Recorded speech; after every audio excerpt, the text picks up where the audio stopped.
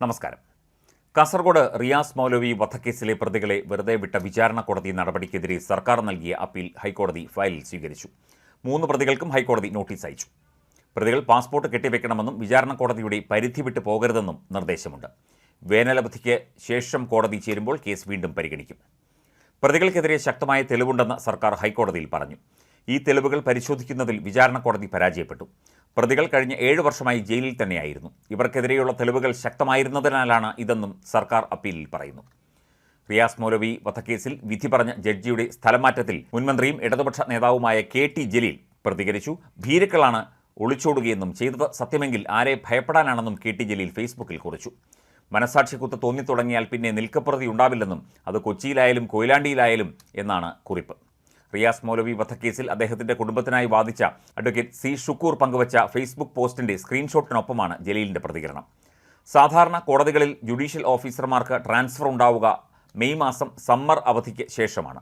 റിയാസ് മൗലവി വധക്കേസിൽ 3 പ്രതികളെയും കുറ്റവിമുക്തരാക്കിയ Kasaragod principal sessions ജഡ്ജിന് പതിവിന് വിപരീതമായി അദ്ദേഹത്തിന്റെ ആവശ്യപ്രകാരം ഹൈക്കോടതി ആലപ്പുഴ ജില്ലാ ജഡ്ജിയായി ട്രാൻസ്ഫർ നൽകിയിട്ടുണ്ട് എന്നാണ് ഷുക്കൂർ വക്കീൽ ഫേസ്ബുക്കിൽ കുറിച്ചത്. റിയാസ് മൗലവി കേസിൽ 3 പ്രതികളെയും വെറുതെ വിട്ട കാസർഗോഡ് ജില്ലാ പ്രിൻസിപ്പൽ സെഷൻസ് ജഡ്ജി KK ബാലകൃഷ്ണനെയാണ് ആലപ്പുഴ ജില്ലാ പ്രിൻസിപ്പൽ സെഷൻസ് ജഡ്ജിയായി സ്ഥലം മാറ്റിയത്. അതേസമയം 6 മാസം മുൻപ് തന്നെ സ്ഥലമാറ്റത്തിന് അപേക്ഷ നൽകിയിരുന്നുവെന്നും ഇതിന്റെ സ്വാഭാവിക നടപടി മാത്രമാണ് ഇതെന്നുമാണ് ലഭിക്കുന്ന വിശദീകരണം. 2023 ഓഗസ്റ്റിലാണ് KK ബാലകൃഷ്ണൻ കാസർഗോഡ് ജില്ലാ പ്രിൻസിപ്പൽ സെഷൻസ് ജഡ്ജിയായി ചുമതലയേറ്റത്. ജില്ലാ ജഡ്ജിയും ഹൈക്കോടതി IT വിഭാഗം രജിസ്ട്രാറുമായ G. ഗോപകുമാറാണ് പുതിയ കാസർഗോഡ് ജഡ്ജിയായി നിയമിതനായത്. പ്രതികളെ വെറുതെ വിട്ട നടപടി ഏറെ വിമർശനങ്ങൾക്ക് ഇടയാക്കിയിരുന്നു. റിയാസ് മൗലവി വധക്കേസിൽ RSS പ്രവർത്തകരായ പ്രതികളെ കോടതി വെറുതെ വിട്ടത് സർക്കാരിനും വലിയ തിരിച്ചടിയായിരുന്നു. പ്രതിപക്ഷം ഇത് ആയുധമാക്കുകയും ചെയ്തിരുന്നു. അതേസമയം റിയാസ് മൗലവി വധക്കേസിൽ പ്രോസിക്യൂഷനും പോലീസിനുമെതിരെ രൂക്ഷ വിമർശനവുമായി സമസ്തയുടെ മുഖപത്രവും രംഗത്ത് വന്നിരുന്നു. കോടതി ചൂണ്ടിക്കാട്ടിയ വീഴ്ചകൾ ഉണ്ടെങ്കിൽ ഒത്തുകളിയോ മധ്യസ്ഥതയോ നടന്നേക്കാം എന്നാണ് സമസ്ത മുഖപത്രമായ സുപ്രഭാതത്തിലെ എഡിറ്റോറിയലിലെ വിമർശനം.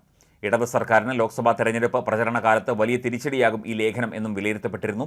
ആലപ്പുഴയിലെ RSS പ്രവർത്തകൻ രഞ്ജിത്ത് ശ്രീനിവാസൻ കൊലക്കേസ് 2022 ഡിസംബർ 19-നാണ് രഞ്ജിത്ത് കൊല്ലപ്പെടുന്നത്. കേസന്വേഷണവും കുറ്റപത്ര സമർപ്പണവും അതിവേഗമായതിനാൽ 2 വർഷത്തിനകം കോടതിയിൽ നിന്ന് വിധിയുണ്ടായി. പ്രതികളായ മുഴുവൻ SDPI പ്രവർത്തകർക്കും തൂക്കുകയറായിരുന്നു കോടതി വിധിച്ചത്. എന്നാൽ രഞ്ജിത്ത് വധത്തിന് 24 മണിക്കൂർ മുമ്പ് നടന്ന ഷാൻ കൊലക്കേസിലാകട്ടെ ഈ മിന്നൽ വേഗമോ വിധി പ്രസ്താവമോ കാണാനുമില്ല എന്നും സുപ്രഭാതത്തിന്റെ എഡിറ്റോറിയലിൽ കുറ്റപ്പെടുത്തിയിരുന്നു.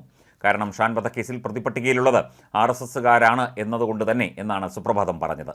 റിയാസ് മൗലവി കേസിൽ DNA ഉൾപ്പെടെയുള്ള തെളിവുകൾ ഹാജരാക്കിയിട്ടും പ്രതികൾ കുറ്റവിമുക്തരായെങ്കിൽ ആരെയാണ് സംശയിക്കേണ്ടത്? RSS പ്രവർത്തകർ പ്രതികളാകുന്ന കേസുകളിൽ പ്രോസിക്യൂഷൻ തുടർച്ചയായി പരാജയപ്പെടുന്നത് അതിശയകരവും സംശയകരവുമാണ് എന്നും സുപ്രഭാതം പറഞ്ഞിരുന്നു. സംഭവത്തിൽ കോടതിക്കാണോ പ്രോസിക്യൂഷനാണോ വീഴ്ച സംഭവിച്ചത് എന്ന ചോദ്യവും ലേഖനത്തിൽ ഉന്നയിച്ചിരുന്നു. ജനാധിപത്യത്തിന്റെ കരുത്തും ജുഡീഷ്യറിയുടെ വിശ്വാസ്യതയും ഇല്ലായ്മ ചെയ്യുന്നതാണ് ഈയിടെ നടക്കുന്ന ചില വിധിപറച്ചിലുകൾ.